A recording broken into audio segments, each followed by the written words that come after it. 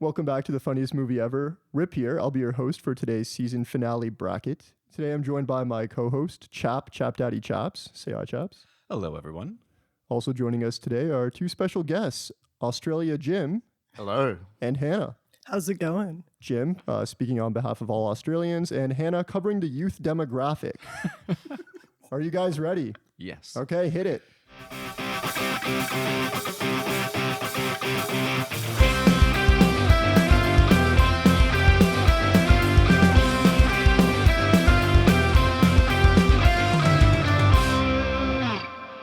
Okay, Chaps, we're more than familiar with your taste by now, but our listeners don't know Jim and Hannah yet. So why don't you guys give us an idea of what we're dealing with here? Name a favorite movie, a guilty pleasure, something you're currently watching. Let's start with you, Jim. Thank you. Currently just finished Paradise. It's a series on Disney Plus or Hulu for those listening in the States, starring Sterling K. Brown and James Marsden as the President of the United States. It starts off as a bit of a political thriller, murder mystery, but then starts to evolve into some sci-fi territory. I would have enjoyed it either way, but I am a pretty big fan of your old doomsday scenarios, post-apocalyptic, your dystopian fantasies, that kind of thing. So definitely recommend a must-watch for me. Nice. Okay. Actually, my partner and I, we just started the first episode. Pretty good. I mean, I'm a huge Marsden fan. So When did this show come out? What is this? I've missed this. I'm not sure when it came out, but it's like all the buzz right now. Really? Yeah, I binge watched the first 6 episodes and then had to watch the last 2 as they came out. And it was like, we had to like set our watch. So like, hey, it's Tuesday. Like, let's get out. Let's go watch this. Tuesday night. Let's go. Come on. All right, Hannah, what do you got on deck right now? I currently watched Narnia, The Lion, the Witch, and the Wardrobe. It was Like the movie? Like the old one? Yes, the movie. Yeah, Yes. they are a lot younger in that movie than you would think. They're like 12 years old is Peter, and he is leading a war. Peter. Yeah, Peter. I'm trying to remember some of the names. What's the name of the goat guy? Oh, Mr. Tummond. Yeah. No, that's not right. Tumnus. I was going to say Lumnus, but that's the bread they eat in a lot of the rings. Can you name who the actor is for Mr. Tumnus? Do you know who it is? No. Yeah, it's the guy from Split, James McAvoy. Yeah. No way. Yeah. Oh, my God. How did they not cast Jack Black for that? It's true. That is a Jack Black role. Anything else on deck? What else are you watching, Hannah? Before I was doing the Transformer series with all my friends, we recently watched Revenge of the Fallen. I think honestly it holds up as much as the first one, but like the end monologue by Optimus Prime is definitely the key of the first one. Yeah, that's fair. I mean, John Turturro and the parents are my 2 favorite parts Yeah. of those movies. Yeah. The Optimus Prime speech on the back of some Linkin Park. I mean, that was my teenage years. Linkin Park song still slaps, by the way. Okay, with that, you guys ready to kick off the bracket? Let's do it. Okay.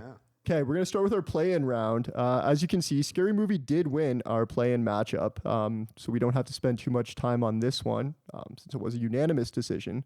But let's quickly talk why you think that is. Do you think that speaks more to how good and funny Scary Movie is, or is there something about Beetlejuice that just didn't work for you guys? I'll start because I think when we did the Halloween episodes, Beetlejuice really isn't that funny, to be honest. That's kind of just what it boils down to for me. Yeah, I mean, I actually hate most Tim Burton movies. I'm going to admit, so it's not that Scary Movie was good. It's just that, I can't really. I'm not saying I can't stand any Tim Burton movies. There's a couple of good ones there, but his style just isn't my vibe. It's really funny you guys say that because I've been listening a lot to the Lonely Islands podcast where they like exclusively do Beetlejuice Michael Keaton impressions. I love that. And for some reason, I look back at that movie and I'm like, this is so much funnier now hearing them do the impressions. Like, it's funnier to talk about the movie than in the movie is. Do you think that's what it is? I think that's what it is. Like, because you only get Michael Keaton for like 10 minutes. I was about to do my Michael Keaton impression. Do you want to hear it? Yeah. Oh, hey guys, it's Beetlejuice. No. Michael Keaton being Beetlejuice. He has so much range, though. How do you do that? And then the next year he followed up with Batman. Like, Do you want to get nuts? Hey, do you want to get nuts? There you go. Oh, is that Michael Keaton? Okay, so basically what I'm hearing here is Beetlejuice, not so funny. Scary Movie, still pretty good, coming in as a 7 seed. Yeah. The Okay. Was Up was the best part of Scary Movie. The Was Up is my childhood. We're going to have to hold on to that when we get to the matchup. Okay, with that said, let's kick off our 5 versus 12 seed matchup. We have Austin Powers going against Bad Trip. So personally, this is my most dreaded matchup. In my opinion, both of these movies are underseeded, and it's a shame we're losing one in the first round. we have Austin Powers, just an all-around fantastic character, for the most part that has withstood the test of time, versus Bad Trip, an interesting take on a semi-scripted road trip movie incorporating elements of a prank show. Both incredibly silly, one much raunchier than the other, but ultimately I think we can agree that they're both laugh per second movies, right? Okay, let's start with the cast.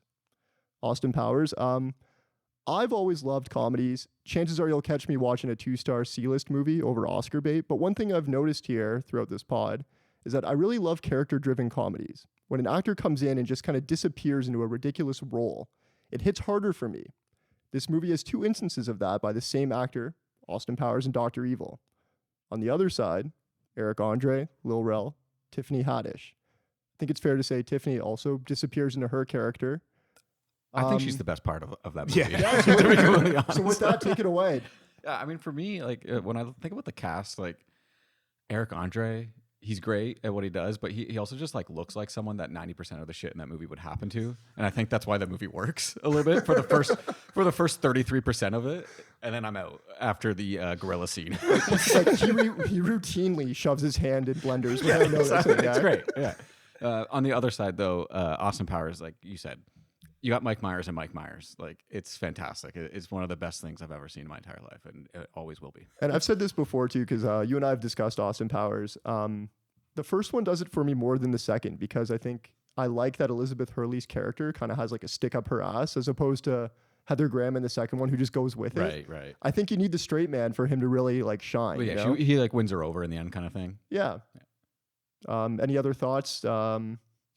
I did not like Bad Trip. I Tell me more, Hannah. absolutely Tell me more. hated Bad Trip. I watched it on my phone while doing dishes reluctantly. And then my issue with a Bad Trip was that every time Eric Andre spoke, it ruined it for me. Like, all of the physical comedy that he did was great, but every time he spoke, I was so cringe. I couldn't deal with it. I actually didn't mind it. I thought I was going into it thinking I was going to hate it, and I think because of expectation management, it actually seemed a lot funnier because I thought it was going to be terrible. So, yeah, I loved it. It was basically Borat crossed with Harold and Kumar Go to White Castle. Right. No, like classic road trip sort of comedies. And yeah, so full transparency, I did watch this movie on a train. Specifically the scene where they get their dicks stuck in Chinese finger traps, which is a sentence I never thought I'd ever say. And the family behind me didn't really appreciate it. So, no, I'm just kidding. I would never do that. I'd never take a train. That's good. That's good though. I like that you brought that up. That, you know, it's kind of like Harold and Kumar meets Borat. So let's talk quality here. Let's talk nuts and bolts. Bad Trip. It is a road trip for love. I mean, it's a classic story. We've seen this a million times. Road trip, Euro trip. Austin Powers, satirical spin on James Bond. Yeah. I think it's fair to say, you know, that neither of these movies are reinventing the wheel. However, in my opinion, they are doing exactly what they're setting out to do, right? In fact, Powers is, you know, churning out a hilarious parody. Bad Trip's incorporating pranks into a feature format. I don't think either are bad movies. I know. No, I think I get what you're getting at. They're both well made. Like they're the way they're created and crafted is done well. I just don't enjoy Bad Trip. like I get you get to that zoo part and the fucking movie loses me. Like I'm gonna go to bat for this movie because I know you are. I know you are. I'm not gonna let you both tarnish its reputation here. One thing to say about Bad Trip, it did just seem like a series of bits weaved together with this loose storyline. Yeah. So it was definitely the storyline was the weak part of that movie. I'll give you that, but also at the same time, like Austin Powers is kind of the same way. Like if you look at that movie, the story is like super loose and like it's just a bad guy with evil plans to take over the world, but really it's just a vehicle for Mike Myers to do bits. And then there's random like little story moments in between like cutscenes. Like 100%. At one point, it's funny because I was watching it today earlier, and they just go, "Oh, let's just get a nuke like we always do," and then 10 minutes later, they're like, "We have the nuke." Yeah, basically they stole it from North Korea or some shit. There's no like, there's nothing to it. There's no substance. They're just like, "We're gonna do what we always do and just hold the world hostage." Patch me through to the UN secret meeting room. I think too, because Austin Powers is, it has that campiness of the James Bond movies from like the 70s and the 80s. Yeah. Some people will watch that now from the current perspective and be like, oh, Austin Powers is so like corny and campy. Yeah. But it's specifically meant to be. So I think that can sometimes get lost as well with a rewatch. I was gonna say also Dr. Evil and they're terrible negotiators. He originally asked for $1 million and then the UN laughs at him. And he's like, no, guys, we talked about this. It should be $100 billion. I like how the UN laughs at him as if like they would give him $1 million. Like that's what they just have that lying around. 100%. Okay, let's talk funny moments here. There's a variety of different pranks and self-deprecating humor in Bad Trip. Austin Powers not so different in that he is also the butt end of the joke, right? Yeah. We're going around all movie and, he's throwing up peace signs. He's getting laughed at. There's a little bit of like undertones of, loneliness with him, right? Yeah. But it's still hilarious. I mean, that movie's 25 years old. I'm still laughing. I'm still doing the English accent. Still quoting Dr. Evil's monologue from group therapy to this day. It's an all-time bit for sure. Yeah. What stands out to you? We've talked the group therapy scene. I think for me, there's a lot of like the physical comedy that we talked about this on our episode during the season, and Mike Myers, the way he plays Dr. Evil, and there's the things with the chair, and he's like slipping out of it. He's got the plastic suit on, and you can't quite get it to like go down properly. There's just so much great physical elements. There's playing blackjack against number 2, and then he goes to the bathroom and he's fighting the Irish guy Patty. And what's number 2 work for? I noticed that you're only referencing funny moments from Austin Powers. Okay, all right, yeah. Hand in the blender from Bad Trip is an all-time gag. I love that. What was the bar name that they go to? The Electric something? The Electric Cowboy. Yeah, the Electric Cowboy. Everything at the bar is amazing. Like a minute into that movie. The garage, that he works at, he loses his clothes. The vacuum with the clothes is an all-time bit. Oh yeah, all of those happen before the gorilla scene. I mean, Jim brought it up. The Chinese finger trap is Yeah, after the gorilla scene. It's going to be the peak of the movie, right? Like, I mean, when Haddish steals the cop car and everyone thinks she actually stole the cop car, like that's pretty great. Haddish is great. so what I really appreciated was that after the movie in the credits, they showed the reaction of all those real people actually finding out that it was a prank. Because during the movie, I kind of felt a bit sorry for them at some points. And I'm like, Right. Are they being taken advantage of here? But I guess they were just happy to be in a Hollywood movie. Or Netflix movie, I should say, at the end of the day. So, good with the bad. All right. Before we vote, any final thoughts? No, you guys are all ready to move on with. Not a wonder fan where of this Bad one's Trip. going. I legally cannot say it's time to vote. I think Jeff Probst trademarked that about 30 years ago. So instead, I will just point at you, chaps, and I will ask you who you think should win this matchup and why. I want to say it was close, but it wasn't. Austin Powers for me. Hannah.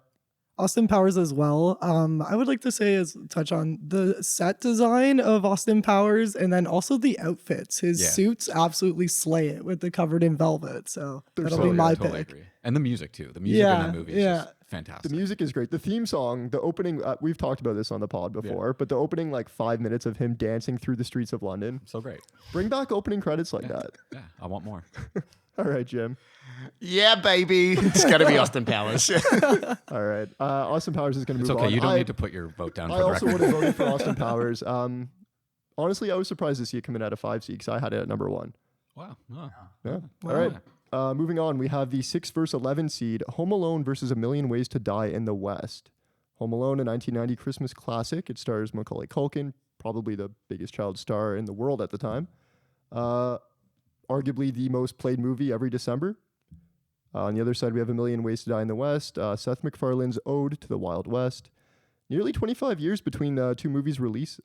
One is a slapstick family comedy. The other has multiple scenes with violent diarrhea. Let's start with initial impressions. How do you guys feel about their rankings? Did either of them hold up since last time you saw it? What do you think?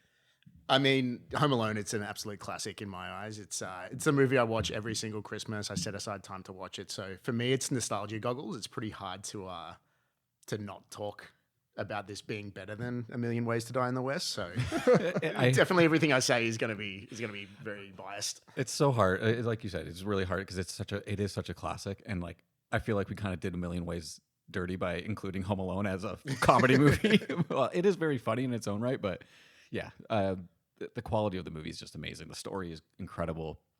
You have like this fantasy that every child wants to live out, where their parents go away and they have freedom, right? But then at the same time, Chris Colombo, my guy, he's weaving in that story of Shovel Slayer reconnecting with his family, and that's the heart of the movie, and it's so good. We're still calling him Shovel Slayer. Yeah, right? I can't remember his name. Mr. Murphy or something like that. Is that it? I can't remember. Hannah, any initial impressions? Home Alone just has better cowboy names, like the Wet Bandit. Like that should have that's true. That's definitely a good been point. in Million Ways to Die in the West. Yeah, that's a good Bit point. of a missed opportunity. Let's dive into casting then. Let's talk Macaulay Culkin, Joe Pesci, Catherine O'Hara on one side, Seth MacFarlane, Charlize Theron, Liam Neeson, Sarah Silverman, Giovanni Ribisi, etc. on the other. What impact do you guys think the cast had on these two movies? Could someone else play any of these roles? I don't know if you want to talk any other child stars at the time, as Macaulay Culkin's Kevin McAllister. Well, like you got like Corey Feldman in there or something like that. I don't know. Do you think someone else could do it? No, that was one of my notes. I was like, without Pesci and Culkin, I think the movie's not the same. Yeah. Like you have one of this guy who's played the biggest mafioso ever, and he just comes in and he's doing this family movie, and he's still playing the mob guy, and it works so well throughout the whole thing. And then there's no other child star that could have done it like Culkin. Like I don't even know any other child stars. The kid who played Alfalfa in Little Rascals. But he still has the hair up. Yeah. If they could comb that down, he Yeah, maybe maybe. be a good substitute. Dye his hair blonde. What about on the other side? How do you feel about Seth MacFarlane writing, directing, and starring in his own movie? At first, I couldn't get over like seeing Brian. All I heard was Brian from Family Guy. It took me a minute to get past that. I agree. Like a lot of it is those Family Guy style like gags, and I don't know if they transition well to live action as much as he probably hoped. At least with Ted, when he did that, it was an animated character, so you could get away with doing some of those gags because you could make him do whatever. Yeah. That's a good point. It's funny you say that. I feel like you can see his humor in it without doing the cutaway gags. Yeah. Like he incorporates at the fair when they're taking the picture and you can't smile. Like that's a Seth MacFarlane joke for sure, right? Yeah. But it feels still like it's a part of the movie. You know, it's not. We're not going outside of the box. Like what is he likes to do? Time lapses, right?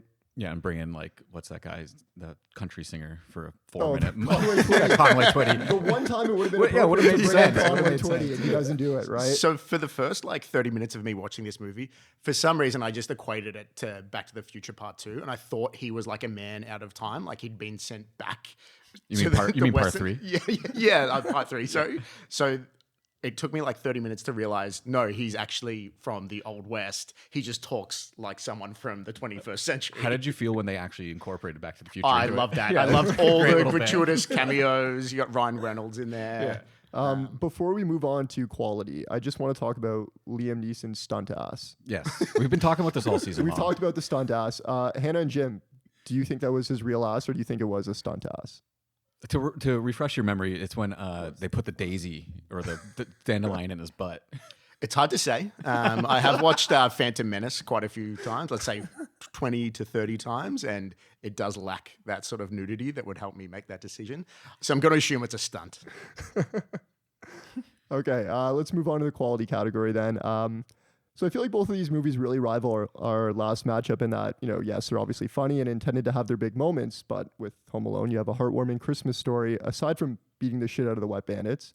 And A Million Ways to Die, there's certainly something to the plot other than, Seth just doing bits for an hour and a half, right? So let's talk story. What about the story works for you? What didn't? Chaps, you want to kick us off? Yeah, for sure. The story, it should work really easily. Like, it should just be a really simple story, but it kind of doesn't become that. Like, he has to fight the bad gunslinger, but then he has to go on this fucking crazy trip with mushrooms or some shit. And it gets really confusing in the middle. And you're like, wait, what? Why didn't he just train and fight the guy? It's very convoluted. Like, it didn't need to be There's the whole complex. There's the whole love story going on too with the actress with the big eyes, and then Neil Patrick Harris is in this movie. That was a revelation. But they actually reference How I Met Your Mother during it. So I missed that. Yeah, he says something that. What's one of Barney's catchphrases? Legendary. He says something like yeah. legendary or something like that. And I'm like, I got taken right out of the movie, but at the same time, I'm like, don't mind it. Fair enough. Let's talk Home Alone plot then, because I guess on the flip side, it's so simplistic that Yeah, it just works. it just works, right? No notes. It's No, completely ridiculous that the parents would forget him, but I love that. Like, And I like how we can all just kind of overlook the fact that the mom goes through hell to get home, and the dad just shows up with the kids literally 20 That's minutes like one of my after. favorite parts of the movie, where she goes through. She meets one of my favorite characters of all time, Gus Polinski, the Poker King of the Northwest, played by John Candy. Candy. That's honestly, it's got to be one of the best cameos of all time. Yeah. But yeah, I love that part. I have to wonder because when you come up with the idea for this kind of story, right? It's like, okay, kids at home. How do we flesh it out into like an hour and a half, right? So they have to have someone like Catherine O'Hara drive the other side of it, right? Like the B plot to it, Right. And she nails it. She's fantastic in this. She's a gem. So with that said, let's talk funny here. Laughs per second. It's easy to just focus on the paint cans to the face, but I mean, really, there's so much more, right? There's a lot of stuff with Marv and Harry in the upfront. Like, I mean, all the chaos of the house in the beginning. There's like some funny like little notes and tidbits throughout that. But I think for the most part, it is that last part. Yeah, a lot of visual gags and then a lot of other humor that probably doesn't hold up rewatching it as an adult, but that love I guess I have for it makes it still funny. Yeah, I liked definitely the signature of the Wet Bandits, how they always leave the taps running. Yeah. I like how in the end that's what gets them because they didn't see the follow through of it, but in the moment I bet it was hilarious. Yeah. It's a good bit, and it really like speaks to. I always get them mixed up. Is it Harry or Marv? Which one's Pesci? Marv is Pesci. Marv is Pesci because he looks like a Harry to me. Are you sure? I'm positive. Okay. Oh wait, no. Yeah. Oh wait, no. I am wrong. No, I it's am the wrong. other way. It's the other way around. You're right. Yeah. He's Harry. Is it? I don't know. I wrote it down as Yeah, because he's Marv. always like, Marv, come with me. Like, Yeah. And their dynamic is so great. I mean, personally, my favorite scene is with the tarantula. Yeah. And Kevin puts the tarantula on him and just hold still. Yeah. Wham! Just goes at him with the crossbar. The crowbar, just crowbar, taking him yeah. out. Oh man, that's good shit. I love when I think they just knocked over a house or something, and they're sitting in the car. He's like, "Yeah, you don't know what could be in there. VHS's, jewelry, other unsecured securities." Like he just has like this weird thing for like someone that might have like stock bonds under their bed. And I mean, shout out to Marv. Rivals like Cosmo Kramer for physical comedy. Oh yeah. yeah. The way he just moves, right? Like, we can talk Pesci, great actor, but I mean, honestly, I think he's a little outdone here Yeah, I don't between know. the two. I don't know. It's a bold call. It's hard to diss Pesci. Before we vote, any final thoughts? Well, we got to touch on some laughs from Million Ways now. Oh, so you did have some. I have a lot from Million Ways. Million Ways is one of those movies where it has a lot of gags and a lot of bits to really enjoy. So like the ice delivery. The ice That's delivery. that's, like, that fantastic. was my favorite. The whole bits about Bridget, the sheep, just being like on the house and like he can never keep track of Bridget. The mustache song. We want to see the dollar. Like there's a lot of good things happening. We in want to see Million the Ways. dollar's a good bit. Yeah. When the bar brawl breaks out and they're like in the corner fake fighting each other. Don't no one come over here. But all the like violent diarrhea and puking and I just decided we're just gonna I go past that. okay, we're gonna look past It's that. pretty hard to pull off a good, poop gag, but Especially if you're gonna show it. at the end, it went for so long that I found it funny. It came back around. By the third hat, I was kind of done. And then it spills over. It's full of beans. I really do think that like based on the humor, you could peg this as a Seth MacFarlane movie. Like yeah. it just Without It's got his signature all over it it. feels like a Family Guy sketch, right? Like I'm just half expecting to see Brian and Stewie like in the corner, like they did one of those time loop episodes where Right, they just yeah. travel back in time to the Wild West. It does have one of my favorite lines in it. It's like when him and Charlize Theron's character get high. And he's like, oh, my bones are in too deep. It's like, yeah, I got that. Been there. I would have liked to have seen more of Charlize.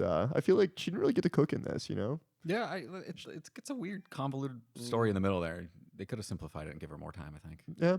I think she does more like physical acting in it than like having one-liners in that. Like she does a lot more with like her facial expressions. For sure. And she drives the plot. And too. she's like the badass too. She's like teaching him how to shoot and shit like that. Yeah.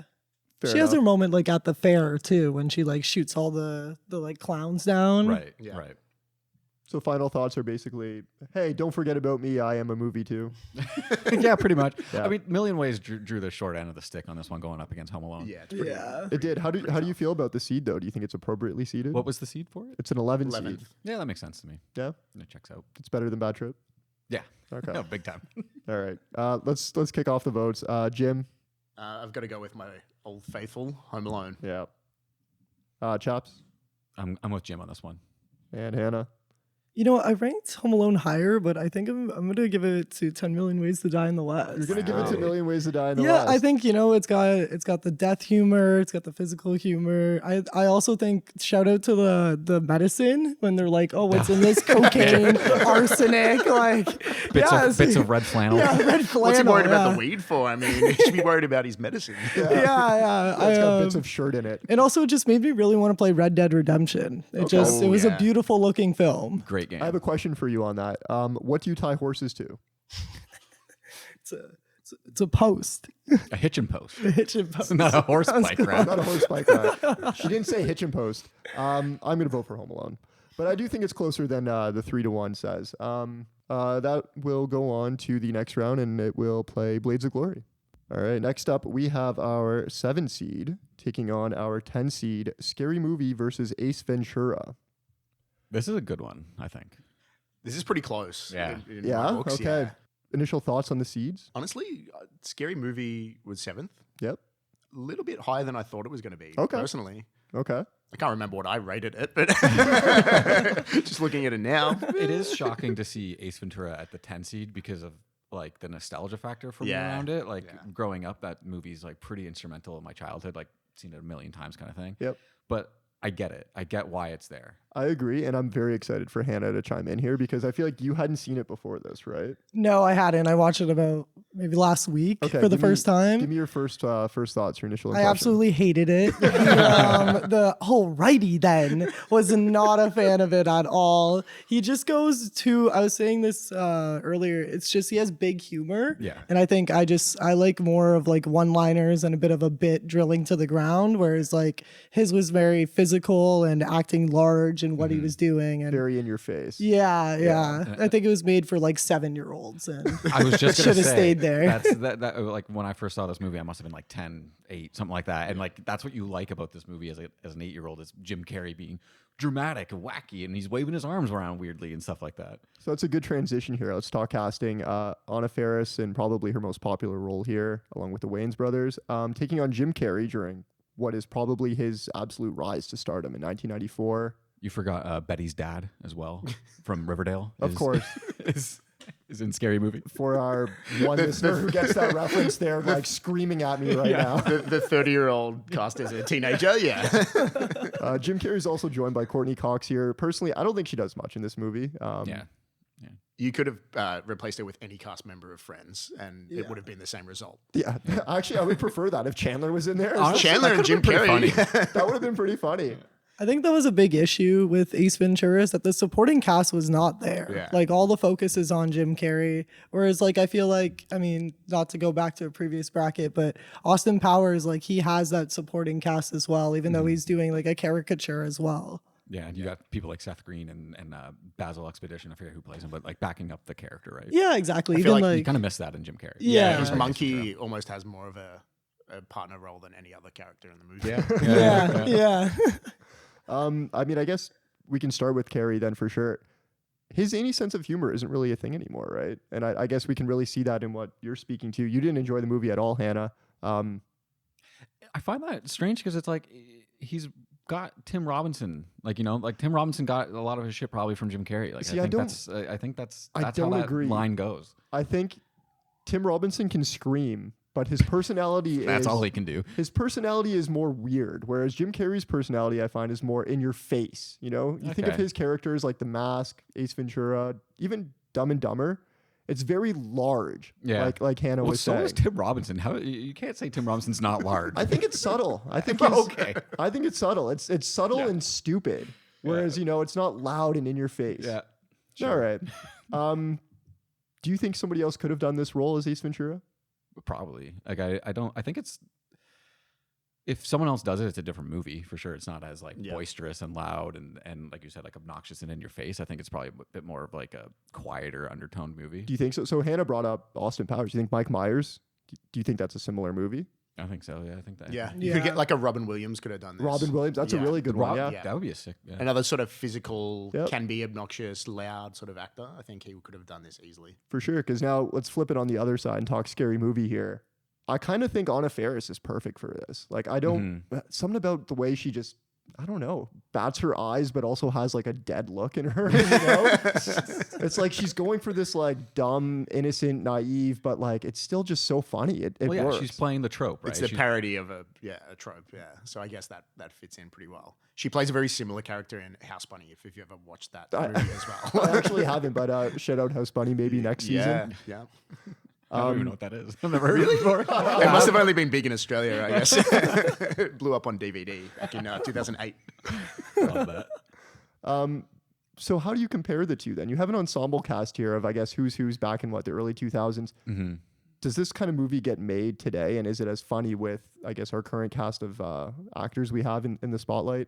Can you see Chalamet, rocking Bobby's role? I could absolutely. You see what he does on SNL or what was it? What was that movie on Netflix with Leo? Don't Look Up. Yeah. He could absolutely play one of those roles. You think so? Yeah. 100%. So who do you think is more valuable then to their movie? Jim Carrey to Ace Ventura or this cast to Scary Movie? That's a tough one. Like I think the cast could be interchangeable in Scary Movie, but Jim Carrey, like we said you could put him like Robin Williams. Yeah, but the movie's fundamentally different if he's not there. Exactly. He's carrying the film, Yeah. not necessarily making it excellent, but he is the focal point of it. It comes from the era too, where like one actor is all you needed for like the movie That's to true. open, right? It's like you have Jim Carrey and a bunch of nobodies around him, and that's it. Okay, let's talk quality of movie here. I think we can all agree these are both laugh per seconds movies.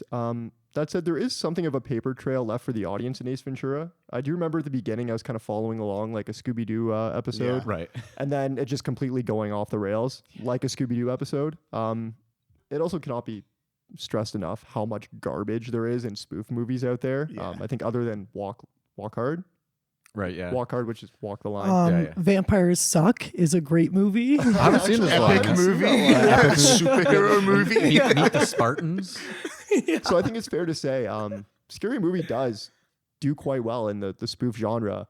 I don't know about Ace Ventura in the Detective. pet detective genre. I'll give it, so like I love the premise of Ace Ventura a lot. Like the idea of the pet detective is so funny to me.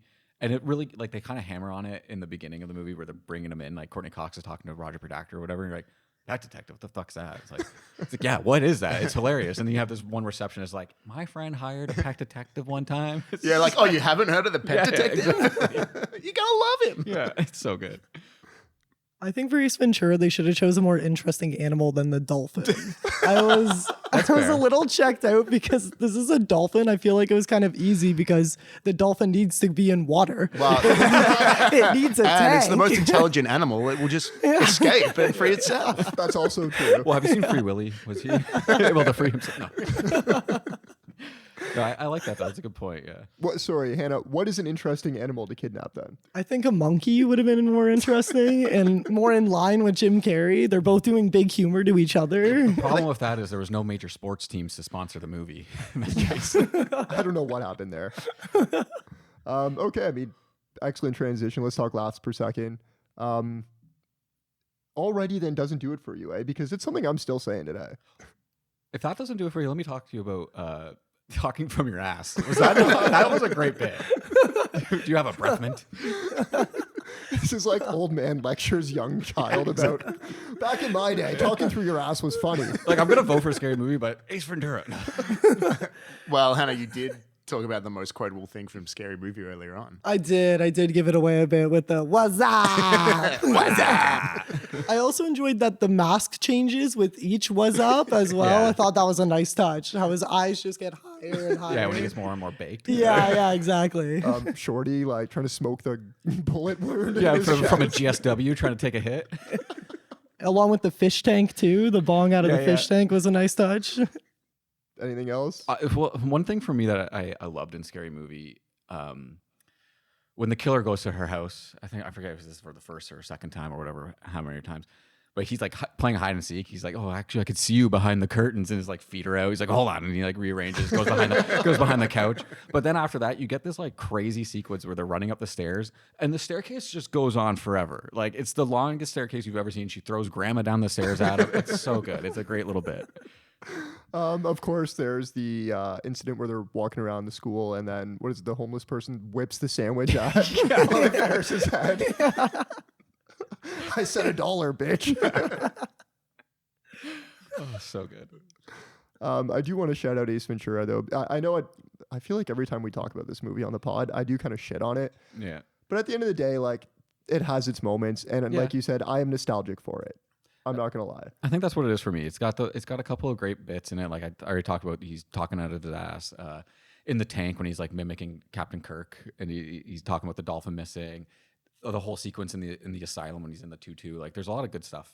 A lot of good physical comedy happening. It's just wild to me how, I mean, this movie, it's presented almost like a kid's movie, but then like a nod for adults. But then somehow it aged worse than It aged terribly. Like, But you talk about nostalgia goggles for Home Alone.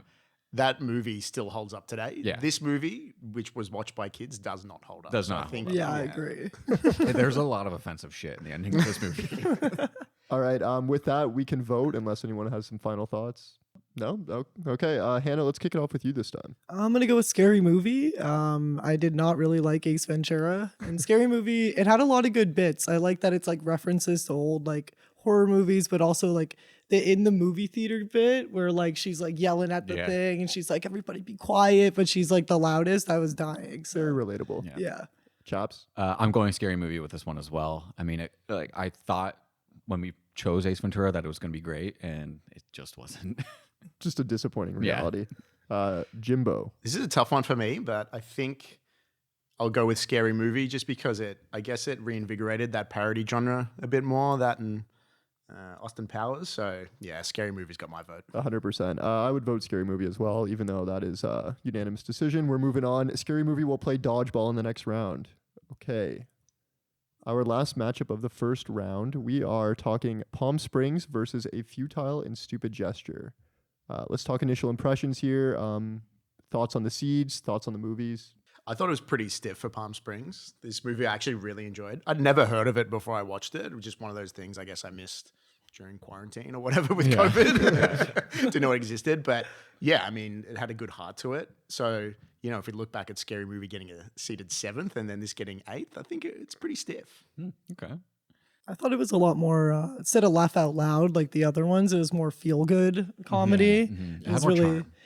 yeah, very heartwarming at times, and the chemistry between Christina Minoli, I think. Yeah, Milioti. Milioti and The mother.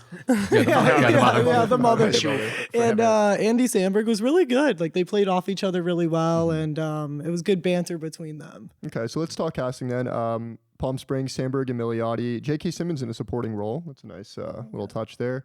On the other side, we have Will Forte and Domhnall Gleeson. I know you're a big Domhnall fan, Chaps. Domhnall. I mean, like the cast for Futile, the main stars are there. Forte, Domhnall. You forgot Joel McHale. I was gonna comes in say- later as Chevy. We have a dozen cameos. Yeah, Joel Yeah. McHale, Ed Helms, Thomas Lennon, and Emmy Rossum. Yeah. So I think like the supporting cast in Futile is kind of better than like the characters surrounding Andy and Kristen Milioti in Palm Springs, because you have people like Matt Walsh from The Hangover, the guy who plays like the doctor in The Hangover. He plays Matty Walsh, the publisher, and or Matty Simmons, and he just kills it. Like he's so great when he's coming. Oh, what the fuck does Disney want us for now? Like that shit's great. And then you have Thomas Lennon, who's he's in I Love You Man. Yep.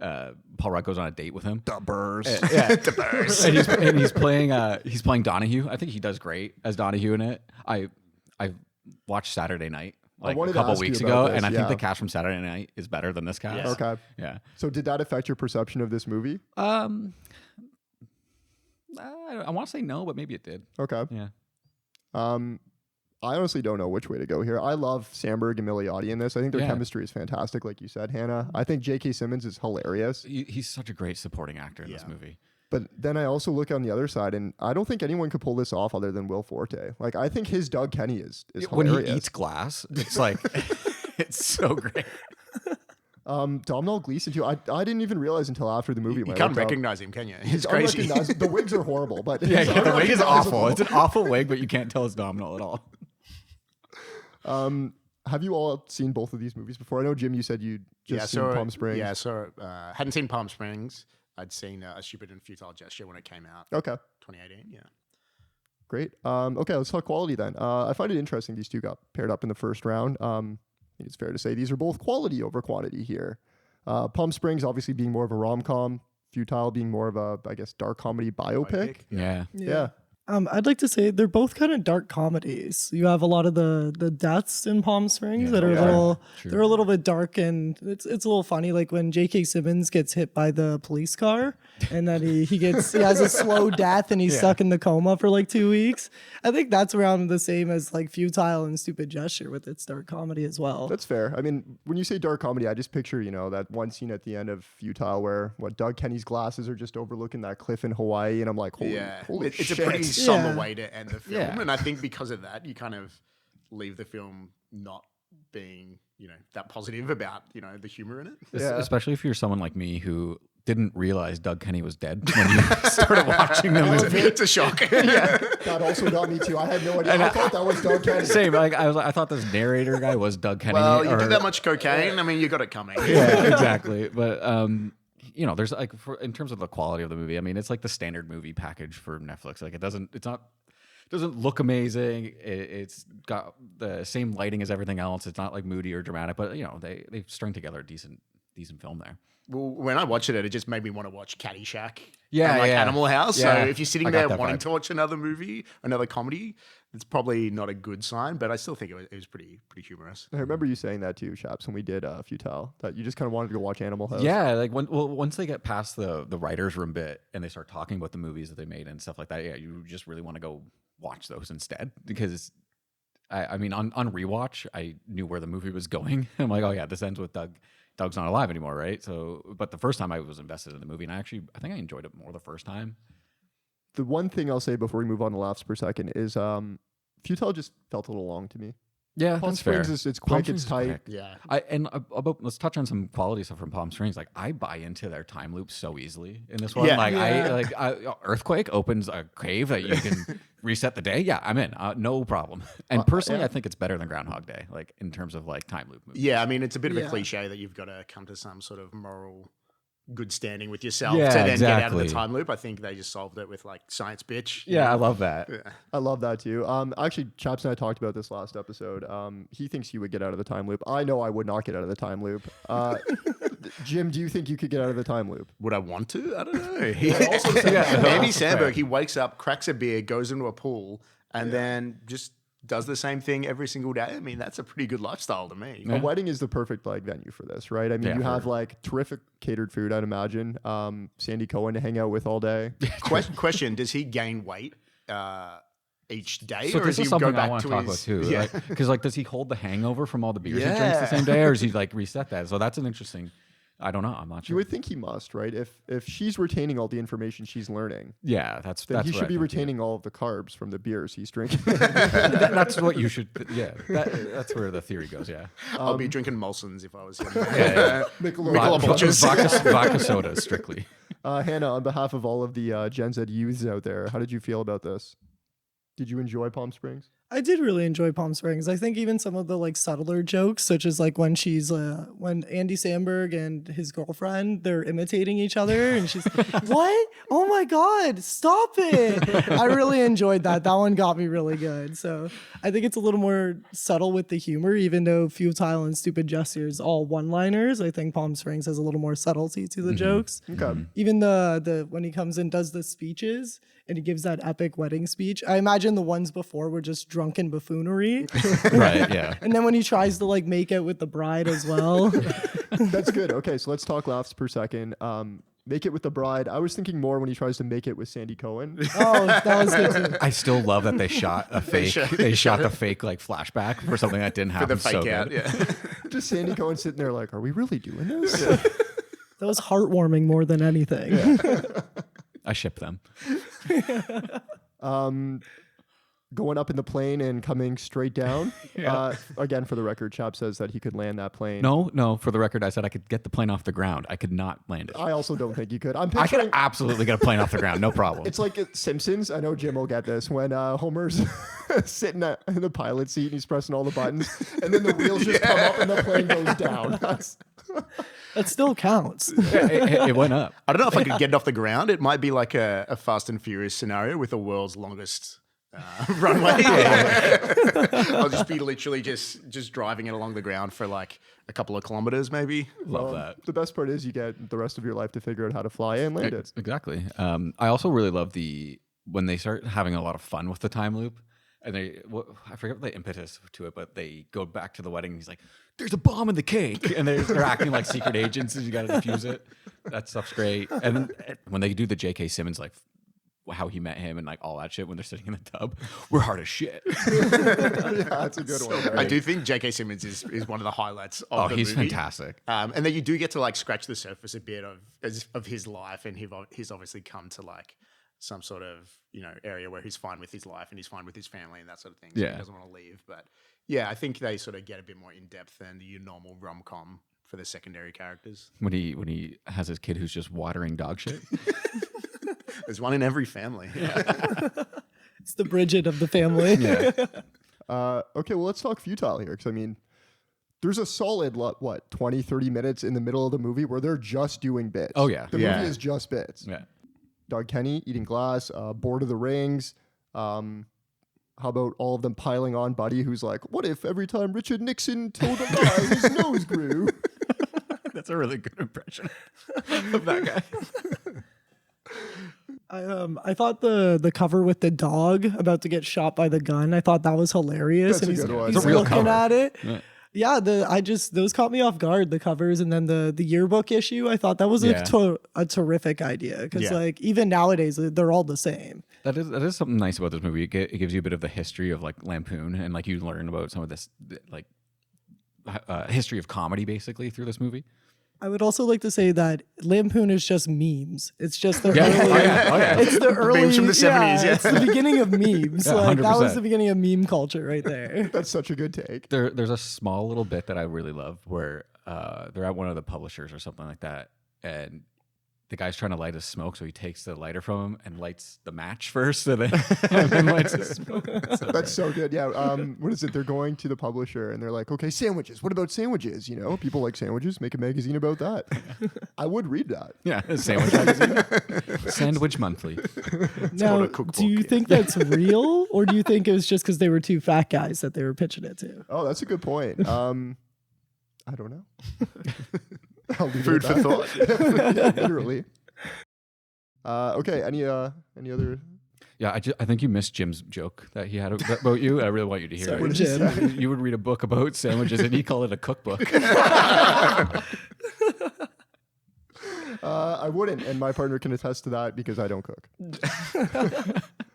Final thoughts. I don't know which way this one's gonna go, This is a closer one than the rest have been, for sure. I agree. Mhm. and I'm a little worried that whatever moves on is just gonna awake a sleeping giant in Neighbors. But I guess we will find out. Let's start with you, Hannah. Wow, this is a really tough one. I'm gonna go with Futile and Stupid Gesture. Interesting. Wow, I okay. really enjoyed the one-liners, Yeah. and I love a bit being driven into the ground. It's Okay. really my favorite. Chaps. So the time loop didn't do it for you. Eh? No, was stuck there for too long. The science didn't check out. I'm going Palm Springs on this Okay. one. Yep. Jim. Yeah, I agree. I'm going Palm Springs for this one. Oh Do we have our first tie? no, I'm gonna go Palm Springs. Okay, Oh. okay. I think it's Palm Springs. Yeah. I just think overall it's a better movie. That's and I fair. think Yeah. as hard as I go for the laughs, I think it just gets me more. I agree. Yeah, it is the stronger quality wise in terms of like plot and stuff like that, I think. Okay, so that does it for our first round. I will run through the second round matchups and then we'll take a break. Sounds good. Okay, so first up will be our number 4 seed, That's My Boy, taking on our number 5 seed, Austin Powers. Then we will have our number 6 seed, Home Alone, take on our number 3 seed, Blades of Glory. Our number 7 seed, Scary Movie, will play number 2, Dodgeball. And finally, Palm Springs, coming in at number 8, will play our 1 seed, Neighbors. Ooh. Okay. Thanks everyone for listening. If you're enjoying the episode, share it with a friend and follow us on Spotify, Apple Music, or YouTube. Okay, we're back. We're kicking off the second round here. We have our number 5 seed, Austin Powers, versus our number 4 seed, That's My Boy. Since this is our first look at our top 4 seeds here, let's just talk general reactions. I've always said That's My Boy doesn't get enough love. You either love it or you hate it. I'm genuinely shocked. Like, I love this movie, but I'm shocked to see it got a 4 seed. How do you guys feel? I kind of agree. It was one that grew on me with my most recent watch. And maybe it's because I watched some of the other movies first, and then somehow this just became funnier. I don't know, but it's definitely. I hated it when I first watched it, and now I actually rated it really highly. So either I'm getting dumber or it's got better. I totally agree. I'm in the same boat with that. Like, I think when I first saw this movie in theaters, I was like, whatever. And then when I've rewatched it over the years, and like this most recent one we did on the pod, I was like, this movie's fantastic. There's nothing wrong with this movie. It's great. How did the Gen Zs feel about it? I agree. I also did not like it on my first watch. I watched it at the drive-in though, so I feel like that impacts your opinion of the movie. But on the rewatch, no, I loved it. The Vanilla Ice bit was so funny. So great. Uncle Vanny. Yeah. Uncle Vanny's the best. Okay, hold that thought there. We'll talk cast. We've got Sandler and Samberg, two powerhouses, going up against a comedy legend in Mike Myers. Both main actors doing stupid voices, both leaning into heavily ridiculous performances. Yeah. Who wants to get the ball rolling here? Okay, well, I think the beginning of That's My Boy, I feel like that took me out of it a little bit. It's really like a movie you have to kind of suspend any sort of belief in anything. Like when the whole school watches him like hook up with his teacher and they're all cheering him on, you're like, this is a 12-year-old boy. Like, it's a lot more problems to come out of this, but That's My Boy. I mean, even when he names his son Han Solo and then the tattoo bit, like there's Han Solo burger. Yeah. There's a lot of good stuff in That's My Boy. So we're talking early movie here, and cast. How did you feel about the kid they casted to play Sandler? I thought it looked just like him. I thought it was a better casting. Really? I thought it looked nothing like him. No. He's like wearing the same outfit that Sandler wears in Billy Madison when he goes to high school. He's got the cut off, the cut off jacket, and everything. The red Timberlands. hat, yeah. I mean, okay, let's start comparing here. We're both massive Sandler fans. I'm a huge Sandler fan, Jen, obviously. huge Sandler fan. Yeah. Hannah, huge Sandler fan. Don't get a lot of Mike Myers nowadays. And I mean, this is probably his most prominent role, right? Like, I don't think anybody would argue with Without that. a doubt. Yeah. Oh, So- Shrek. Or Yeah. Shrek. Good Shrek, You know what, Shrek that's 1, fair. Okay. Shrek 2, Shrek 3. The newest Shrek Four. coming out. Shrek the Halls. Live action. it. How's that? Until we get a live action Shrek, this is Does probably. Cat in a Hat count as an iconic Mike Myers role? I mean, it's live action, but Yeah. I don't know if I count that as iconic. Wayne's World. There you go. Yeah. Oh, yeah. That's a pretty good one, only because of the Halloween costume. Although I still see Austin Powers today. Are we really going to say that this like throwaway Adam Sandler movie then is hit better than Mike Myers? It's honestly way too close. Like, it's closer than I care to admit. Like, I really like both of these movies, but I don't know. Mike Myers, he's a national treasure, all right? This isn't even in the top 5 Sandler movies. That's so true.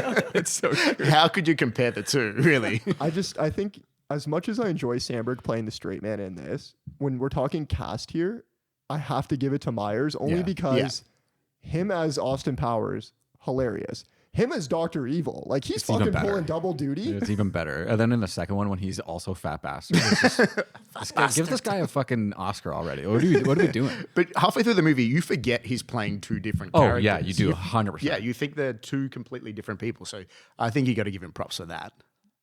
But I think then we're only focusing on one character. Whereas I feel like in That's My Boy, like Adam Sandler's funny, Vanilla Ice is funny, That's Yeah. true. Andy Samberg too. Even the parents kill me in that. They bring back the "What's up?" Yeah, that's true. They do. So it's the what's We're up gonna be for you. doing that Hannah. again. That's what gets it over the line. What's up? No, that's fair. I mean, we have Jamie, I think her name is, and Jamie's brother, Todd. No, Todd Peterson is. What's Jamie's brother's name in this? Chad. Chad. Of course it's Chad. Yeah. Chadwick. Yeah, Chadwick. He's like, are you in the army? The supporting cast is good in this movie. I'll give you that. No cameos from what's his name? Dante? Rob Schneider. We have no Schneider cameo. We have no Dante? Dante. Yeah. And then who's the other one that we always get? Buscemi? No, it's No. Buscemi is in some of them. But It doesn't matter. What I'm trying to say is we don't have the common cast of Sandler's Yeah. side characters, but still funny cast. I mean, I don't know how Uncle Vanny fits into this. I don't know if they're boys or something, but I mean, his acting wasn't as bad as I thought it was going to be. It was pretty bad. It could have been worse, though. I think Chad's touched on this too during the episode. he just stops and does a look sometimes. Yeah, he does this he like plants his foot and looks. It's like he couldn't nail the lines they were giving him, so they're like, no, you know what, just do that. That's good. Yeah, that's why I said, at the end of the movie, like he just like there's a random part where he should be like saying lines and he just isn't. He's just not. And like, did they like run out of money for They him? definitely wrote him out of that scene. Yeah. Also, to touch on, Vanilla Ice is briefly in Austin Powers. He's in the cryogenic celebrity. Oh yeah, that's true. He is. It's young Vanilla Ice. And right next to him was Gary Coleman. Yeah. So what's the better Vanilla Ice movie then? Which look-away is he doing better? Yeah, true. So let's talk quality then. We've touched on Powers. How do we feel about That's My Boy? I mean, this story is a mess from the student relationship to Donnie owing 43 large. We have incest, but like it kind of works because it matches the tone of the movie. I mean, The story is a complete mess, and it's still up for debate whether that was his accountant or a bookie. Like, I'm not really sure It's a bit of both. who that guy was for him. It was weird that the brother-sister incest wasn't the weirdest thing that happened in the story of that movie. So it's concerning. laughs per second. Let's just go toe-to-toe here. Mike Myers versus Sandler. I mean, the burrito scene to me is all time. Just, I don't know. Like, I love the burrito like scene. the writers came up with that at like 3 a.m. after doing a punch up on the script. And they're like, what if it was just a burrito? And everybody is like, okay with why he didn't just get another one. Yeah. Why did you just get another burrito? I was working out at the time, so I'm looking pretty good. Can you give me a Donnie Burger impression? I remember you were pretty good at it. I don't have it right now because I haven't seen the movie in a while. Yeah, Ham, what are you doing? It's me, Donnie Burger. I'm going to crack another beer.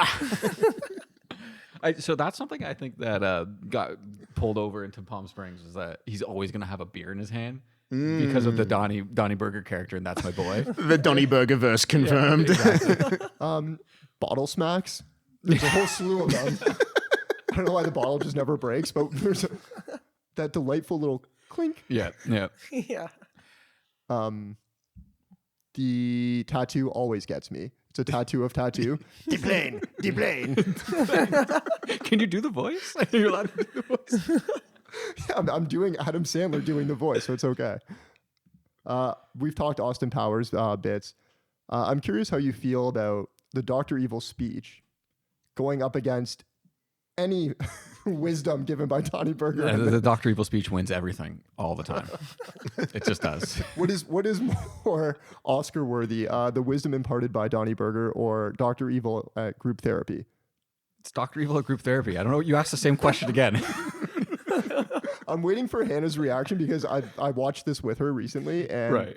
It was so good. I loved it. Because you The did not give me Rangoon. anything. Summers in Rangoon. Yeah, Summers in Rangoon with the luge. Luge lessons. Yeah, it's just so bizarre of a speech that you don't believe it. It's just amazing. unbelievable. Did he just make that up on the spot? Was he just riffing when he did that? Do you think? That's got to be written. It's got to be. It's got it. I don't know how Yeah. else, like, I don't know. But to be fair, Mike Myers also wrote the script, so. Yeah, exactly. The look in his eyes, though, as he's telling it, it makes it feel as if this was his childhood that he lived through. Really Right. gets in the feels. Yeah. He did grow up in Toronto, so. Before we move on to the final thoughts here, I want to talk about one more scene. Do you have any idea what scene it is from That's My Boy? Is it the baseball game? When he gets hit in the throat with the baseball? Because that's pretty fucking funny. No, but that is pretty fucking funny. Or does it have something to do with grandma? It's Grandma. This actually wasn't as bad as I thought it was. When I first watched it, I thought it was going to be a full nude scene. So I was actually happy when that wasn't the case. What does he say? She knew I was walking into her the whole time. the book he gets him how to screw in the dark. It's just a light bulb. Okay. We are ready to vote. Jim, I'm going to start with you. Oh, of course, you had to start with me. I think I've got to go Austin Powers. It's a classic, and we got a lot of good sequels as a result of that. So we saw more great comedy from Mike Myers. So I'm going Austin Powers. Okay. It's a tough one because like I want That's My Boy to continue because it is really good and it came out of nowhere for me this year where I was like, this movie's way better than I thought it was, but Austin Powers all the way. Damn. Hannah. I'm going against the grain again. I'm going to go with That's My Boy. I really did not like Austin Powers. I think it's a product of its time. And I think looking back, it's just really kind of creepy and cringy, his humor. Okay. And it reminds you of that guy at the club who won't like leave you alone. Like that's the vibes I get from Austin Powers. We've all been there, right? Keep your cards close to your chest, boys. I mean, it was my number one seed coming in. I gotta go Austin Powers. I can. Him being Mike Myers being Dr. Evil and Austin Powers. It blows my mind every time. Yeah. And the speech is Hall of Fame. Yeah. Right. So that does it. Austin Powers will move on. Our first upset. Oh yeah, 5 taking out 4. 5 taking out 4. Wow. Okay. Next, we have our number 6 seed, Home Alone, taking on our number 3 seed, Blades of Glory. First look at our 3 seed here. Give me your thoughts. Personally, I was shocked to see Blades come in at number 3. How do you guys feel? It is kind of surprising. I mean, it's hard to say because like we did this movie so long ago. But yeah, out of all the movies on the list, I'm looking at them right now. I'm like, yeah, 3? Kind of wild that it got that high.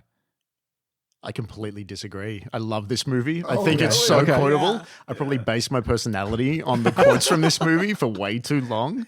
I think it should have been higher, in fact. It was my number 1 seed, by the way. Wow.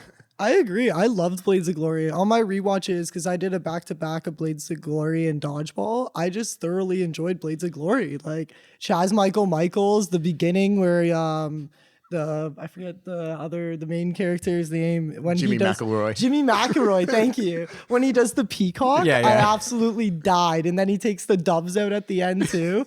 Like what a nice touch. Like from the beginning, the Xbox tournament is going off. All right, let's talk casting. Will Ferrell and John Heder. Will Ferrell's like taking clappers from the slot here as Chaz Michaels. John Heder doing his best to keep up, but it's clearly Ferrell's movie, right? Yeah. How do these casts compare to you? How does Will Ferrell compare to Joe Pesci and Macaulay Culkin? Look, this is Home Alone is not a comedy movie. Like at heart, like it's a great movie, but like Blades of Glory is just fucking firing on all cylinders with like you said, like Chaz Michaels, John Heder's character.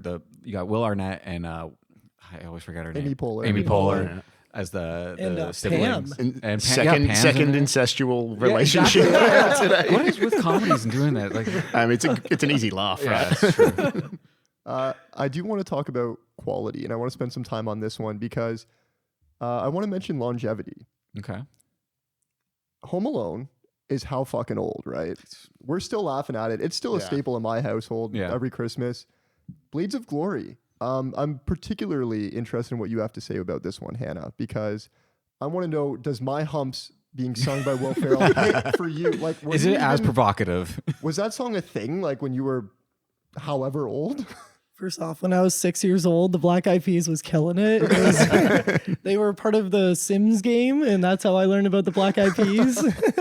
And My Humps is a phenomenal song. There was a parts of the song that they played in the movie. I hadn't heard the song in a while. I just didn't even realize what they were saying in the chorus. The My Humps, My Humps, My Humps, My Humps. It's just... You needed the Kids Bop version. Yeah. So provocative. He is right. And Chaps has said many times he uses the word provocative all the time because of this movie. Yes. So do you think that the staying power then of these bits by Ferrell, I mean, I'm not really sure if Heder has any staying power here, compare to this fucking kid terrorizing 2 adults? I don't know if they're as iconic as Home Alone, but like it's hard because as a true comedy, I think Blades of Glory is funnier. Like it's got way more laughs per second than Home Alone. But if we're talking longevity and staying power, I think Home Alone's going to win that out because comedy, like a movie that's a true full comedy, is going to be of the era. So like jokes fall out of fashion all the time, right? Mm-hmm. And the comedy in Home Alone is slapstick. Like it's never not funny seeing someone get hit by an iron.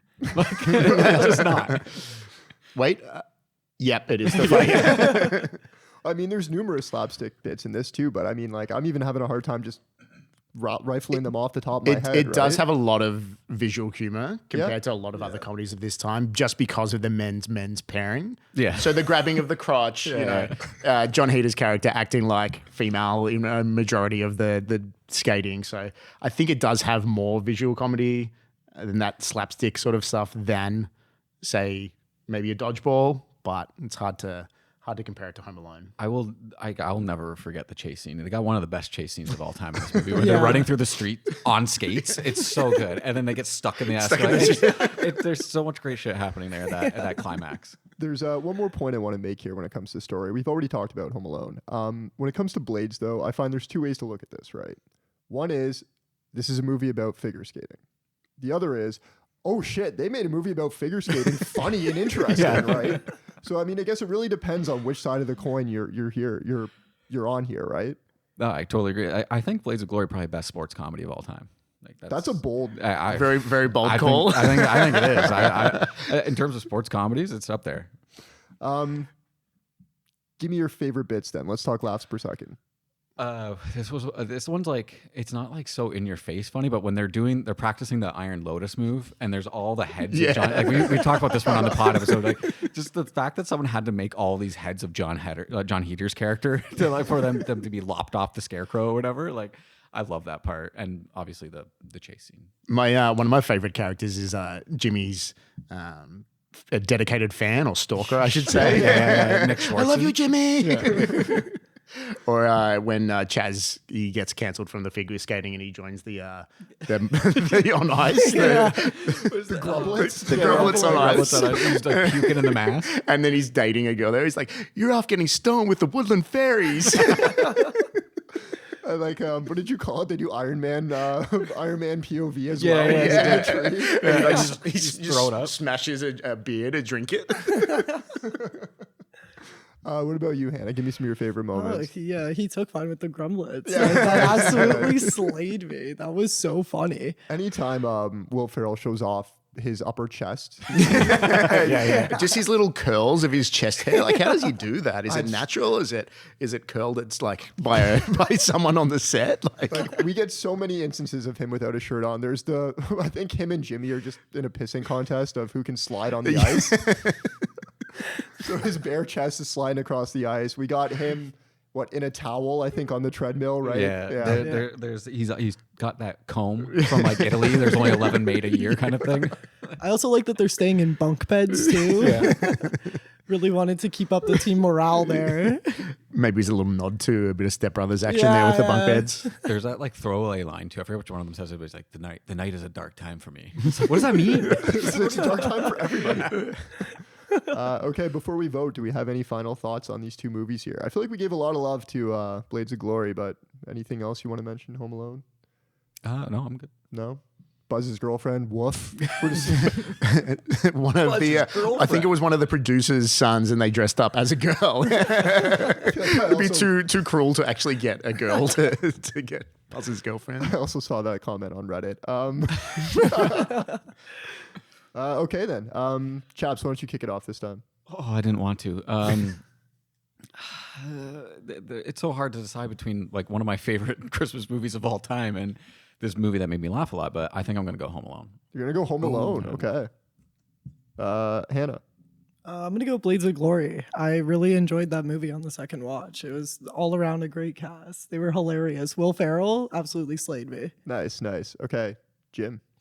Yeah, it's going to be Blades of Glory for me. I actually want to go home and watch it now. And I did own this on DVD, which I think says a lot if it was in my DVD collection.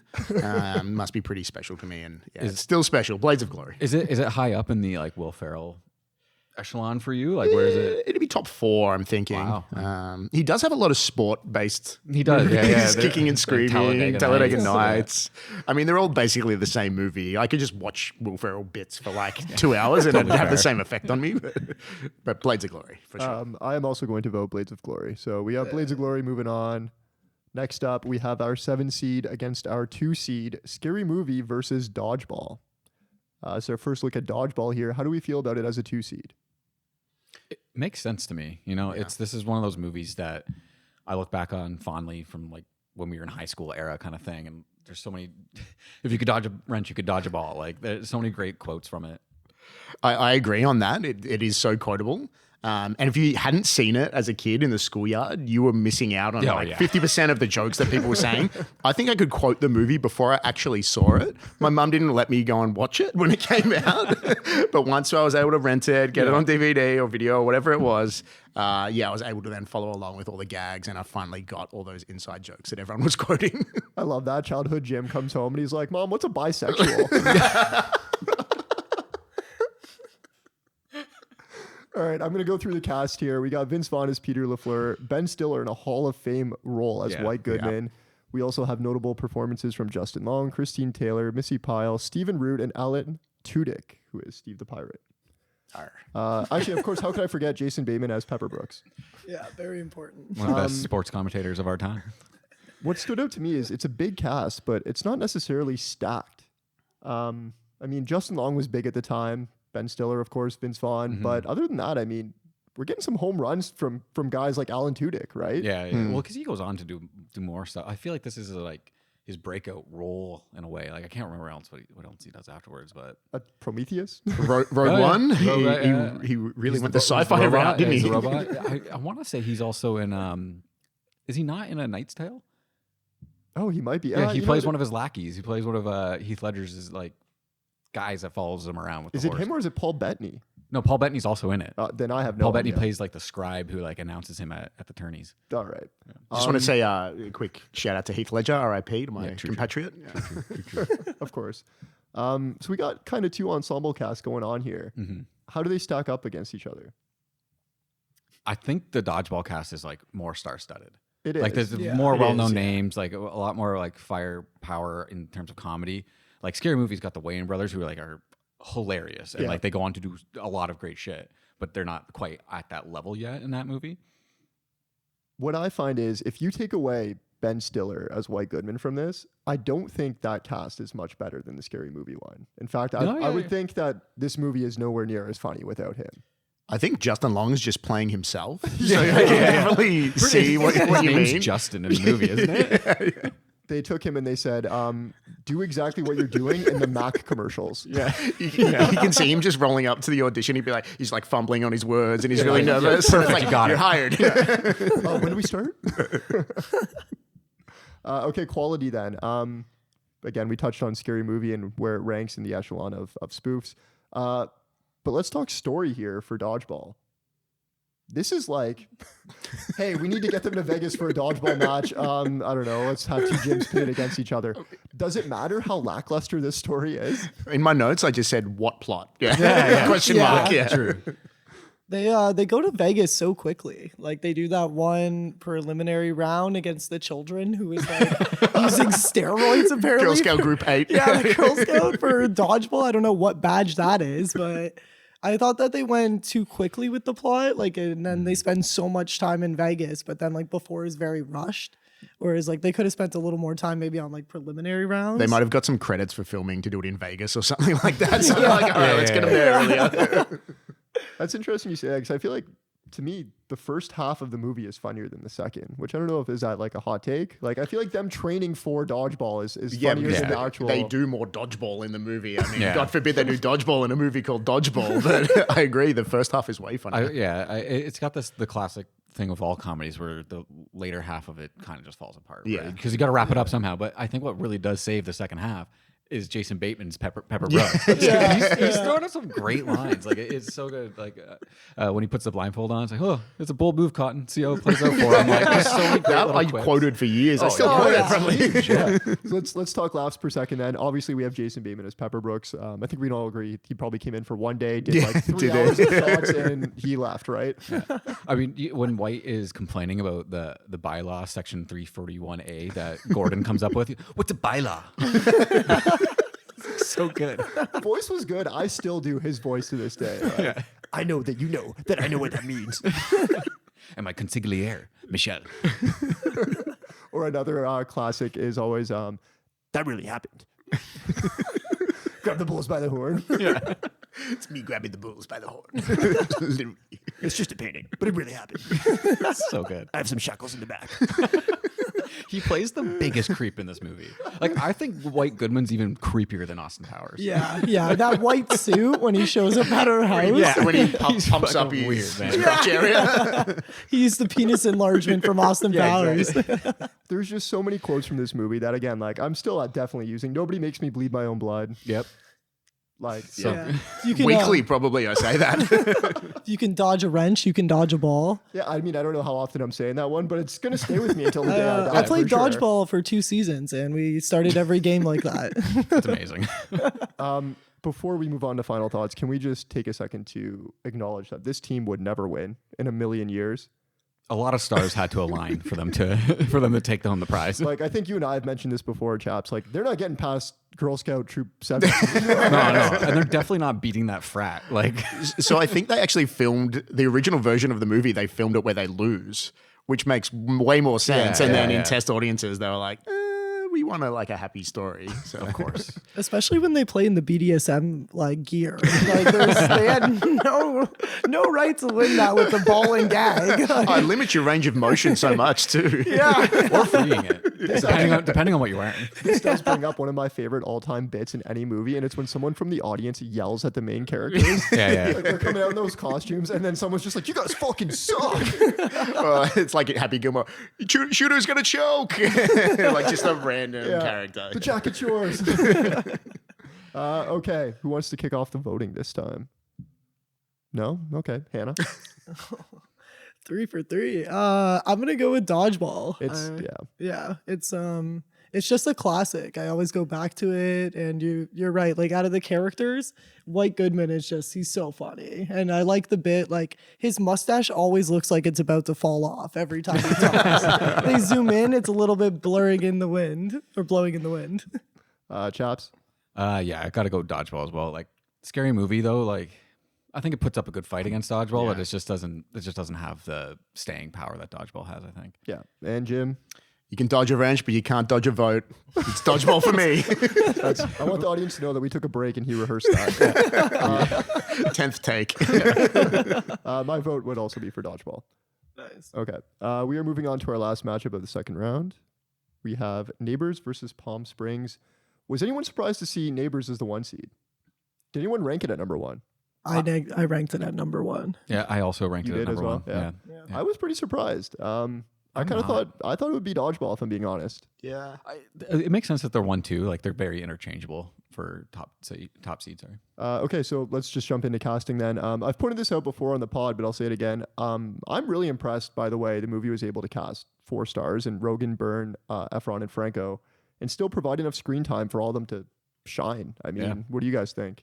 Well, it's like when we did this episode, it's like when we watched this movie when it came out, we're so on Efron and Franco's team because we're in uni, we relate to those guys. But now I get Rogen and Rose Byrne so much more, and I'm on their team now. Like, it's one of those things that it just, depending on your age of when you saw it, when you last saw it, whatever, it can change. It evolves with the time. Okay, so when you actually sent me this listing, I got so confused because this movie is called Bad Neighbours in Australia. Yeah. So Neighbours is like a soap opera. It's big in like the UK, big in Australia. It's where like Margot Robbie, Liam Hemsworth started acting. What? Yeah, so I was so confused. Even more confused, how could Rose Byrne, an Australian, be in the cast and not tell the producers, hey, there's a TV show called Neighbours. Maybe you should change the name. She probably did like a bunch in their Rose. Stop. So yeah, this is forever known as Bad Neighbours in my mind. And you can't change that. We wanted to ask you: is the dean of a school actually a chancellor in Australia? It is, yeah, chancellor, yeah. That's really funny. That joke makes a lot more sense. That's fine. We've already discussed how the movie coming out of the first round is quality over quantity. Neighbors is a funny movie with a simple premise, but there's still a lot of like relatability. You kind of hinted at this. A lot of growth underscoring what can be summed up as basically just a prank war between neighbors. Yeah. That said, I feel like Neighbors still encompasses like everything you need for a good movie, you know, like simple plot, it progresses quickly, it's an hour and a half runtime, good cast. There's character growth between Efron and Franco's characters, you know, like there's actual progression in the story. I agree. But it's interesting that it's up against Palm Springs, which I guess you can argue is the same, right? You have good chemistry between the cast. There's good bits. There's like a wholesome vibe among like just the vibe in general. Yeah. How do you compare the two story-wise? Do you think, you know, one's a rom-com? I guess, is Neighbors a traditional comedy? Yeah. Yeah, I think so. I'd say so, yeah. I kind of class it as one of the last sort of its era, really. And I'm trying to think of what has come since that is in that sort of similar. You mean like in terms of like it being like a uni set movie Yeah, kind of thing? even Like, 'cause it just- follows that lineage of like Yeah. Animal House to like your 21 Jump Show- Streets, yeah. that kind of style movie. So It's true. I feel like nowadays when you get comedies, there's always like either a hint of action or it's a hint of rom-com or it's, coming of age, right? This does just feel like a traditional comedy. yeah. it's like even the second Neighbors is like kind of like a bit actiony. Like there's like a chase sequence. You and can shit. tell And, like the other guys Yeah. had probably come out at that Yeah. stage and they're like, all right, we got to get more action in this bad boy. Yeah, there's like explosions Yeah, in yeah, the yeah, second yeah. one. We've covered, hilarious bits from Palm Springs. So let's take a second and go over the airbags. Yes, yeah. I mean Yeah, that's it's the that's, airbags. that's what we were going to talk about first. It's the best. It's got to be the airbags. It's the best bit, and I don't know. I haven't seen a better bit in a long time. I can't. None come to mind. How do you think of that? Is my question. Like,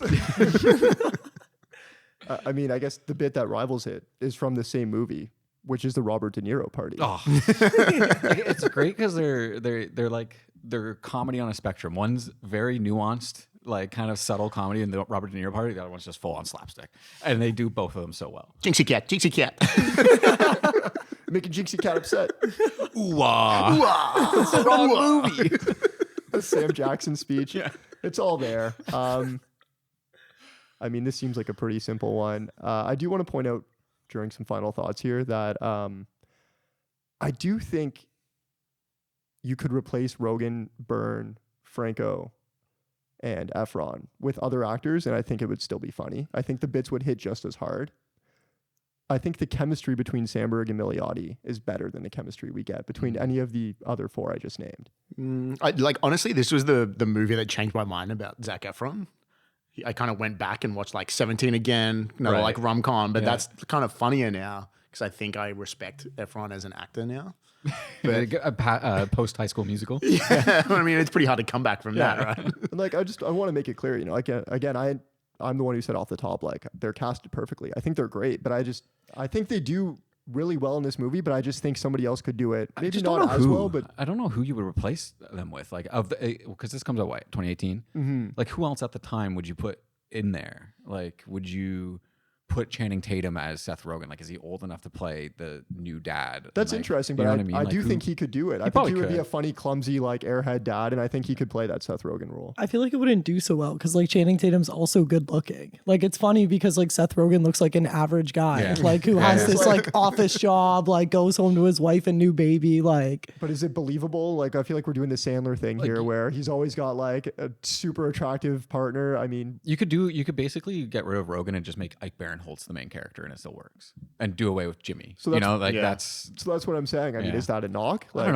know. Or is I it don't, just but like I don't a- think you could replace Franco and Efron though. No. I don't know if you can get two other guys who are as fratty as those two So hear are me at the out, time. Like they are such great You made me characters. think of this in the moment, actually. If you replace Franco and Efron, what if you put Jonah Hill and Channing Tatum in that slot? I think they're too old at the time of Yeah. the movie. I mean, like if you get like Jonah Hill, you get 21 right, Jump Street. Yeah. right at 21, like prior to the 21 Jump Street, even like Jonah Hill, I think you need because he's a bit older. Michael now. Cera and Jonah Michael Hill. Cera, yeah, could get away Michael with Cera's that. not cool enough. He's not Michael Cera's not. He He could play not- the Franco character. Yeah, he could play Franco, I think. Yeah, but Yeah, that's why you actually, got that's true. that's why I you got think you're CMP in there already. Like you got one of the super bad But they boys. made him look cool, though. Yeah, they did. They yeah. just gave well, him he's a got a big massive dick. schlong. Yeah, Someone just has to offhand comment, oh, Sarah's got a huge dick. And you're like, I get it now. That's I get why it. he's the co-president of Delta Psi. Yeah. But like I think the Dixon. chemistry between Efron and then Rogen is like better than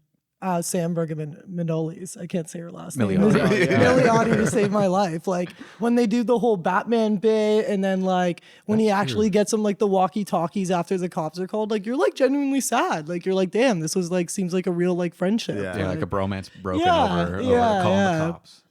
I mean, on that note, it's time to vote. Jeez, this guy's rhyming. Hannah, why don't you kick it off? Every time. Neighbors. Fully Neighbors. Neighbors. Yeah, neighbors for sure. Neighbors. It's bad neighbors for me. Bad neighbors. I also would have voted neighbors. I just like playing devil's advocate. All right. To go into the finals, we are going to kick it off with Dodgeball versus Blades of Glory. I guess that best sports comedy of all time is gonna bite me in the ass here. This is a tough matchup. I don't know how this one's going to go. Let's just talk cast first. Let's start off here. We have two pieces driven by, I guess, all-time comedic performances. Yeah. Will Ferrell as Chaz Michael Michaels completely disappears into it. Ben Stiller completely disappears into White Goodman. This is a battle of douchebags here. Yeah, that's one way to put it. So originally I thought I'd rank Dodgeball higher, but I ranked Blades of Glory actually above it, and I thought it was just so much better. Like all around, there's a full cast that like is Will Arnett kills it, Amy Poehler, like they're good rivals. Even like their routines are funny too. Like how they always like guilt tripping the sister that like she killed their parents because driving there to ski practice. Poor like, Pam, yeah. yeah, Pam. I thought all around like Blades of Glory was, and even like their set costume, like their costumes they wear too, like the fire and ice. And he's got the fire like coming out of his hands. Like there's so much more to like Blades of Glory than Dodgeball. But with Dodgeball though, like the bit about maybe he'll fall off the roller coaster and break every bone in his body, and then it comes true. Like I thought that was such an underrated bit. So it is a close matchup though. Yeah, I think Blades of Glory maybe has more laughs throughout. I mean, as you were saying, Dodgeball a lot funnier at the start of the movie and kind of tails off.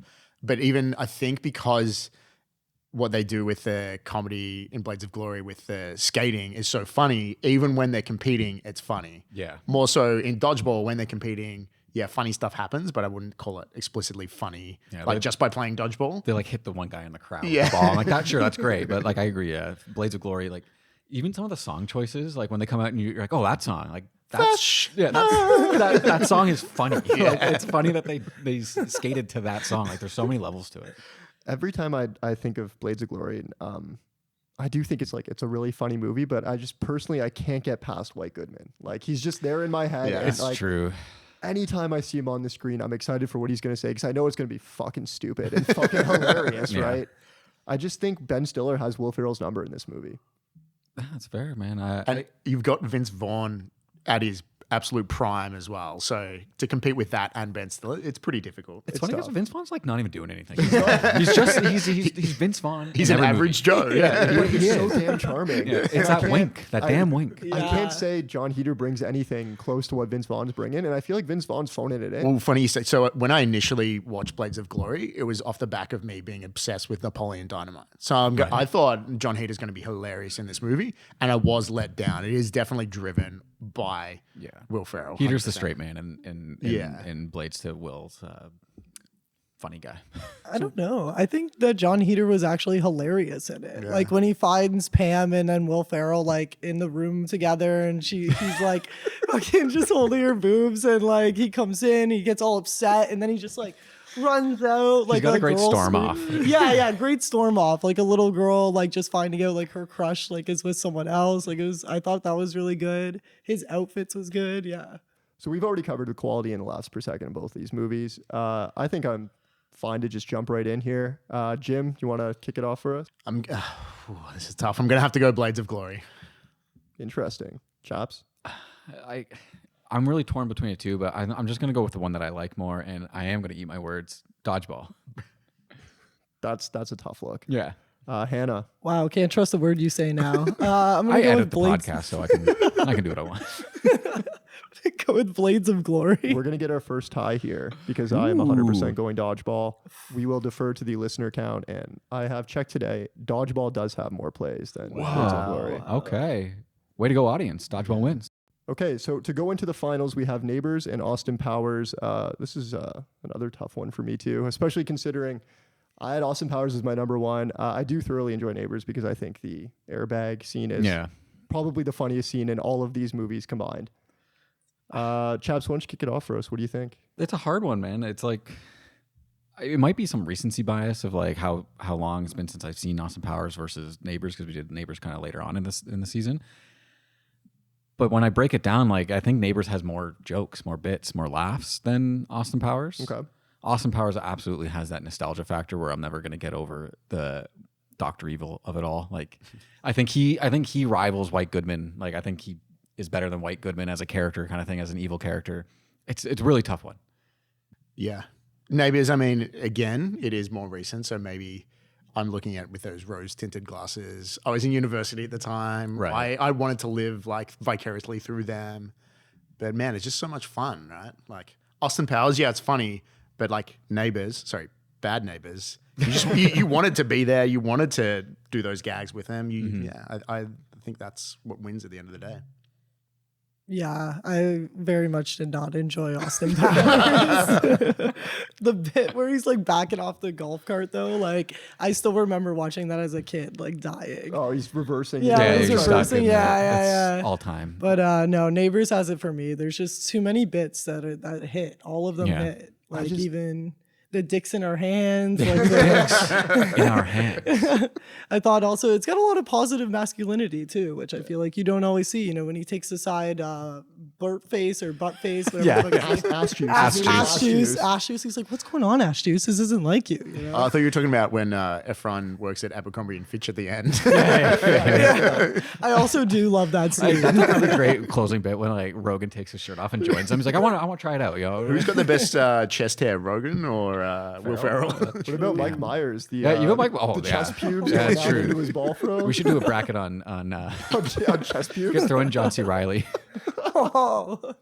I'll kick off the voting this time. I'm gonna vote for Austin Powers. I still think this is like one of the funniest movies ever made. Okay. Hannah, I'm gonna go with Neighbors. Okay. Just love Zac Efron. Chops. I am also going to go with Neighbors because I think it's funnier than Austin Powers, and I've always liked Austin Powers 2 better than Austin Powers 1. Fair enough. Yeah, I'm going to agree with you there. I think the sequels of Austin Powers are better than the original. You wouldn't have the original, like you wouldn't have the sequels without the original, obviously, but I do find them better. So we're going to go Neighbors. This is the chalkiest bracket ever. 1 seed taken on the 2 seed. Dodgeball versus Neighbors. I will plead my case for Dodgeball over Neighbors. Guys, Ben Stiller as White Goodman. I cannot stress this enough. What more does he have to say? Like, honestly, what other argument is there though? Like for these two movies, it's Ben Stiller versus Rogen, Efron, Franco, and Byrne. I don't even think this is Rogen's best movie. Like, don't get me wrong. This is hilarious. And as a movie itself, it's probably his best movie, but I don't think he's at his peak in this movie. Yeah. Right. You raise a good valid argument that like Ben Stiller is kind of at his prime. He's at the peak of his powers, if you will, kind of thing, as White Goodman. He's got so many bits. I mean, we've gone literally all over them. He's reading the dictionary. I like it's upside down. It's you caught me. yeah. But like I think that like Franco and Efron just have such good chemistry. Like when they're rhyming off like the bros over hoes. Yeah, and that's so good. It's I'd so like good. to think like some of that was improvised. You know, after a while, like they're just like just keep going. Yeah, like, see how many you can do. It sort of scratches the surface a bit deeper than maybe Dodgeball with the characterizations of them, and I guess, and it's maybe like none of it's realistic, but you kind of feel the characters are a bit more real than in Dodgeball, but Dodgeball's way more quotable. Yeah, I agree. And the hootie hoos, like Yeah. that's such a good bit. We never talk about Garf either. Garf is like funny. he's Garf. so funny. And like when what's his face as the cop? Who Yeah. is it? Don't call us out no more. yeah, Don't call you. You're the there's- cops. Yeah, it's great. There's a lot of good stuff there. I think it's better than Dodgeball. To be honest, I don't You know. think so? I don't know. Any final thoughts, or are you ready to vote?